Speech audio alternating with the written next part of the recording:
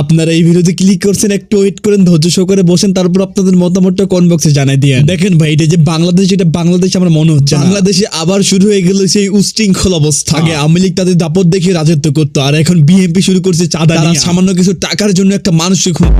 আবার দেখলাম যে মানুষটা করতেছে, ওইখানকার মানুষ আবার দেখতেছে, চাইয়া দেখে আছে রে। তাদের মেন্টালিটি কেমন রে ভাই? আপনারা নিজেরাই চিন্তা করে দেখেন তো, আজকে যদি এখানে আপনি থাকতেন তাহলে আপনার অবস্থাটা কি হতো? আর যদি আপনারা কি হেল্প না করতো তাহলে আপনার অবস্থাটা কেমন? আবার দিন শেষে দেখতেছি আপনারা ক্যামেরা নিয়ে এসে ভিডিও করে আবার আপলোড করতেছেন স্যাড একটা ব্যাকগ্রাউন্ড মিউজিক দিয়ে। ভাই এটা কি আপনাদের মনুষ্যত্ব? আবার দেখতেছি একটা মেয়ে করছে, তার মা পরকিয়া করতেছে তার চাচার সাথে, আর সেইটা দেখছে তার মেয়ে, মানে ময়না দেখছে, এই জন্য তার চাচা সহ তার মা তারে খুন করে ফেলাইছে। এবং কি ময়নাকে মসজিদের ছাদে নিয়ে যেয়ে লুকায় ফেলাইছিল, বাট হঠাৎ করে সেই জিনিসটা দেখে ফেলা মুসল্লি। এই বিষয়টা নিয়ে মসজিদের ভিতর অনেক জ্ঞানজাম হয়। এই ভিডিওটাও আমি দেখছিলাম, বাট ভিডিও ক্লিপ আমি একটা ইউজ করবো না আজকে ভিডিওতে। আপনার সামনে একটা খুন করতেছে, আপনার অবশ্যই উচিত সেটা প্রতিবাদ করা। আপনার প্রতিবাদ না করে সেটা চাইয়া দেখে আছেন রে ভাই। কেমন আপনাদের মেন্টালিটি? আমি এই জিনিসগুলো চিন্তা করতেছি। আবার আপনারা ভিডিও করতেছেন, সেখানে আবার ব্যাকগ্রাউন্ডে স্যাড ব্যাকগ্রাউন্ড মিউজিক ইউজ করতেছেন। কেমন মেন্টালিটি ভাই? ঘৃণা আসে আপনাদের উপর ভাই, ঘৃণা আসে আমার ভাই। আমরা যদি এক না হই তাহলে আমাদের বাংলাদেশটা আবার ধ্বংস হয়ে যাবে। এই জিনিসগুলো মাথায় রেখেন আপনারা। আই নো আপনাদের মাথায় এই সেন্সটা আছে, কোথায় কি জিনিস বলতে হয় বা কোথায় কোন জিনিসটা করতে হয়। আগে আওয়ামী লীগ আমাদের দেশটা লুটপাট করে ফেলাইছে, এখন বিএনপি আসছে, বিএনপি সেই কাজটাই করবে।